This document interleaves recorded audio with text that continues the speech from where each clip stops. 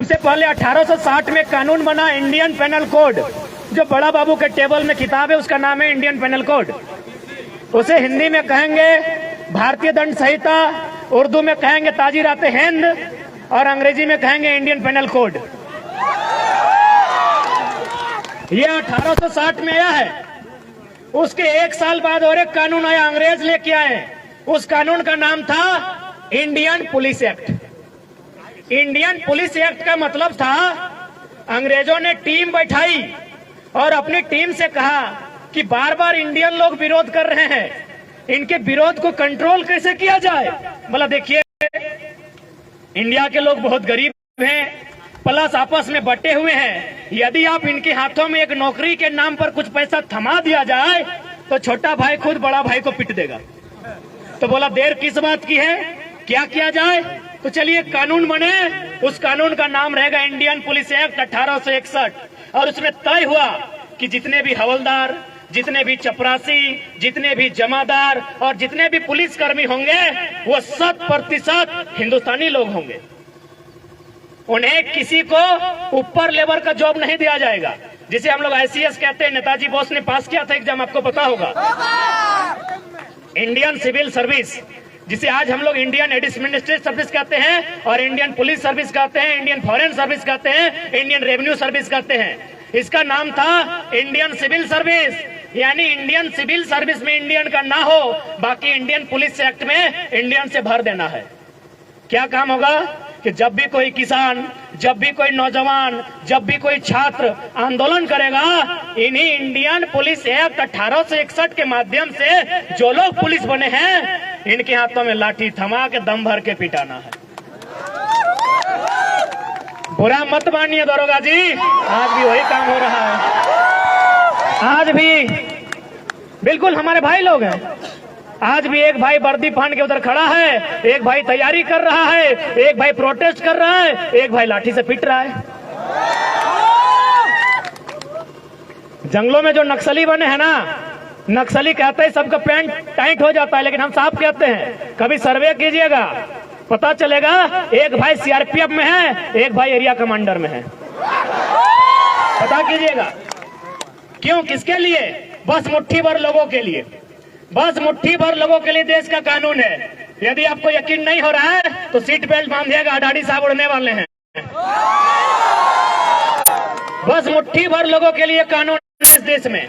आप क्या सोचते हैं हेमंत सोरेन कानून बना देंगे आपके लिए?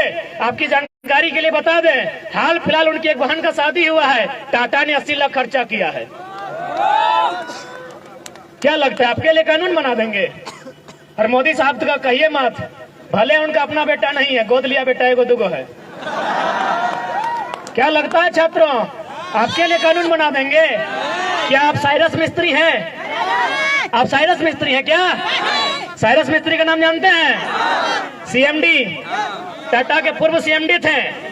पहले उनकी मौत के लिए हम नमन करते हैं, श्रद्धांजलि देते हैं। जब उनकी मौत हुई तो सरकार ने देखा कि कैसे मौत हुई। बोला पीछे बैठा था, सीट बेल्ट नहीं बांधा था। पीछे बैठा था, सीट बेल्ट नहीं बांधा था। अगला दिन कानून बन गया कि आगे छोड़िए, अब पीछे भी सीट बेल्ट बांधना होगा। क्यों? क्योंकि मरने वाला साइरस मिस्त्री था। छात्र रोज मरते हैं। मेरे 2 साथी 2 दिन पहले मारे गए, आज तक हम उबर नहीं पाए। और मेरे भाषण से तो आपको लगता है कि गुर्राने वाला टाइगर आई थोड़ा सा उस रूप में तो नहीं है।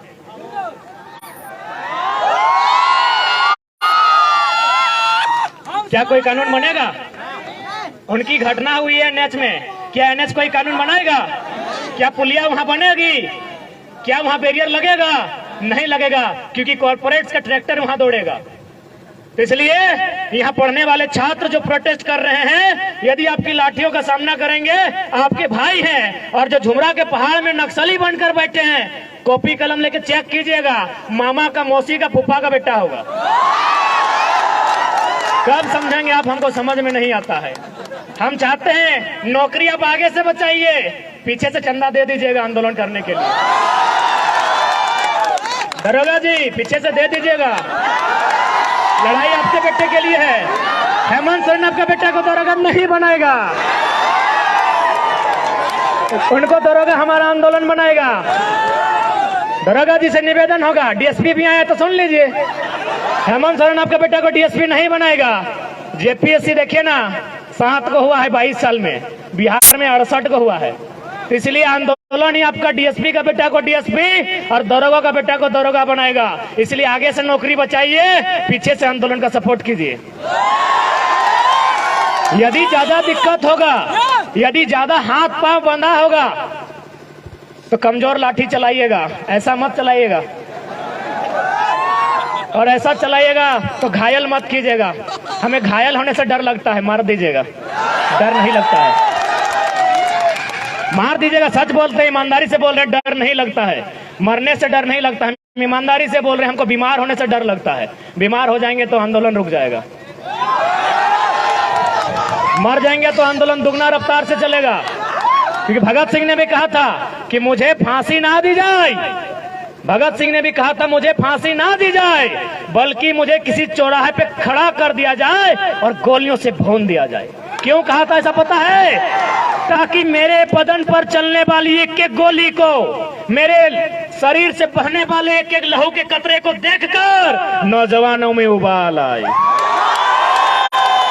इसलिए उन्होंने कहा था हमको फांसी नहीं दिया जाए, बंद कमरे में फांसी ना दिया जाए, यदि हम गुनहगार हैं तो बीच चौराहे में खड़ा कर दिया जाए और गोलियों से भून दिया जाए।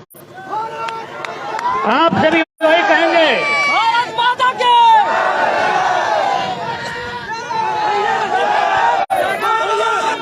इसलिए आपसे भी निवेदन करेंगे, आप ड्यूटी कीजिए, आपकी ड्यूटी का सम्मान करते हैं। हम लोग आंदोलन करते हैं, हमारे आंदोलन का भी कोऑपरेट कीजिए।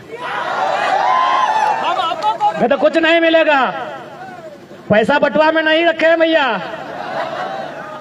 जितने भी पुलिस के भैया लोग आए सब तो बड़े हैं दादा साहब, पैसा बटुआ में नहीं रखे हैं, पैसे एसबीआई में रखे हैं। और किसका होने वाला है पता है ना? तो वही तो लड़ाई लड़ रहे हैं, छात्रों के लिए लड़ाई लड़ रहे हैं, किसानों की बात कर रहे हैं, काहे डिस्टर्ब कर रहे हैं?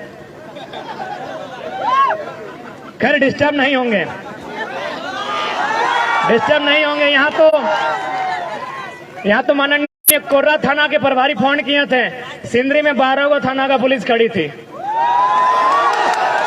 सिंदरी गए थे आंदोलन करने के लिए, वहां के एसडीपीओ 12 थाना की पुलिस और 150 जवानों के साथ खड़ी थी। हमने एक ही लाइन कहा कि डीएसपी साहब सामने आइए, अरेस्ट कर लीजिए, लेकिन उससे पहले एक लाइन बता दीजिए, ये जो जमीन अब खड़ा है, गांधी मैदान से दुगना जमीन था जहां सभा हो रही थी। बोले ये जमीन हमारे पुरखों की है और इस कंपनी ने 2 रुपया डिसमिल लिया है। क्या आपका बाप का जमीन लिया है? हमने एक लाइन कहा था माननीय डीएसपी साहब को कि डीएसपी साहब उतना मेहनत क्या करते हैं, अरेस्टिंग करना है एकदम आके अरेस्टिंग कीजिए, हम लोग भागेंगे नहीं, लेकिन एक लाइन में उत्तर दीजिए, जिस जमीन में आकर आप खड़े हैं ये हमारी पुरखों की है, इसे 2 रुपया डिसमिल लिया गया है। क्या आपके बाप दादा की जमीन इस तरह ली गई है? और उसके बाद भी आपको दिक्कत नहीं है तो आइए ना, हम तो शमशान घाट में एक सप्ताह में एक बार मिल जाते हैं। लाइव नहीं देखे हैं वीडियो? क्या राजभवन से लोग देख रहे हैं? सही बोल रहे, राजभवन से देख रहे हैं, क्योंकि 29 तारीख को हम शमशान घाट में थे और विधेयक को वापस करता है कि एगो योद्धा तो घायल है। तो उन्हें पता नहीं कितना कितना योद्धा बन के तैयार है। उन्हें यह भी नहीं पता कि घायल शेर की सांसें उसकी दहाड़ से भी खतरनाक होती है। इसीलिए हमें परेशान ना किया जाए, हमारे हक अधिकार को हमने सामने रख दिया जाए। हम उप तक नहीं कहेंगे, लेकिन यदि हमारे हक अधिकार के बीच कोई टकराएगा, वो टकराने वाला कोई क्यों ना हो, हम वही राड़ माटी के राड़ लोग हैं जिन्होंने अंग्रेज को पेंट में 1 नंबर करवा दिया था। इतिहास याद कीजिएगा, हुक्मरान में बैठे लोग 1757 में इंडियन भारत की सरजमी में बैटल ऑफ प्लासी हुई थी, बंगाल के क्षेत्र में। अंग्रेजों के सामने उठा के पटक दिए गए भारत के लोग। ठीक 7 साल बाद 1764 में बैटल ऑफ बक्सर होता है इसी बिहार में। फिर भारत के लोग अंग्रेज के द्वारा पटक दिए जाते हैं, लेकिन जैसे ही वो मानभूमि में आते हैं, चुहाल विद्रोह में उनको हम पेंट में 1 नंबर करा देते हैं। हम वही झारखंड के लोग हैं, हमारे अस्तित्व से नहीं टकराइएगा, हमें हमारा इतिहास मत याद दिलाइएगा। हम भी चाहते हैं वसुधैव कुटुंबकम, हम भी चाहते हैं जियो और जीने दो का सिद्धांत, हम भी चाहते हैं नदी नालों में, पर्वत पहाड़ों में, झील झरनों में प्रेम के गीत गाएं युवा, नौकरियां करें, अपना घर बसाए। हम नहीं चाहते इनके हाथों में हथियार हो, हम नहीं चाहते हैं ये विद्रोही बने, हम नहीं चाहते हैं ये बागी बने। लेकिन यदि ऐसा कुछ हुआ तो अगली सरकार झुमरा के पहाड़ में बनेगी।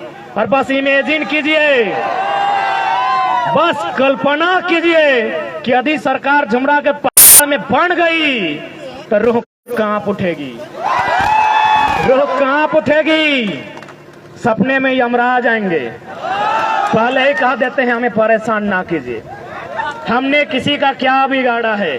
हमने अपने जीवन का 5 साल, 10 साल, 15 साल इन लॉजों में दिया है। अरे भाइयों की तो छोड़िए, हमारी बहनें, हमारे गांव की लड़कियां, वे भी अपने भाइयों के कंधे से कंधा मिलाकर अपने गांव की पगडंडियों को छोड़कर आई है बाप का सहारा बनने के लिए। कितने शर्म की बात है, आपके पास एक पॉलिसी नहीं है। यही एक केरल राज्य है, अगर आप उस राज्य में चले जाएं, उस राज्य के आंकड़े को उठाएं तो आपको मिलेगा कि वहां की बहन यदि घर का त्याग करती है, वहां की बहन यदि घर छोड़कर बाहर जाती है, या तो मास्टर नहीं बनती है या तो डॉक्टर नहीं बनती।